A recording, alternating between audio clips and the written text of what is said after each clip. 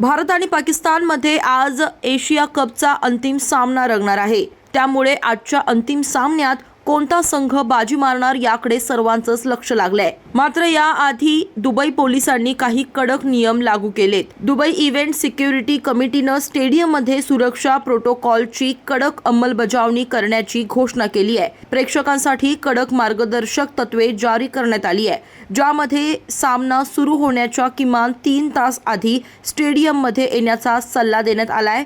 तसेच स्टेडियममधून एकदा बाहेर पडल्यानंतर पुन्हा प्रवेश करण्यास परवानगी नाहीये। स्टेडियममध्ये अनेक वस्तूंवर देखील बंदी घालण्यात आली आहे।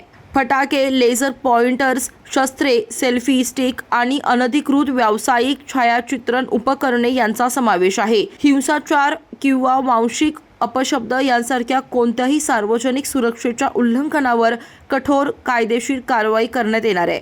यूएईच्या कायद्यानुसार या गुन्ह्यांमध्ये मोठा दंड आणि तुरुंगवास देखील होऊ शकतो। अधिकाऱ्यांनी सर्व चाहत्यांना खेळाच्या भावनेचा आदर करण्याचे आणि सुरक्षित आणि सकारात्मक वातावरण राखण्यासाठी सुरक्षा नियमांचं पालन करण्याचं आवाहन देखील केले।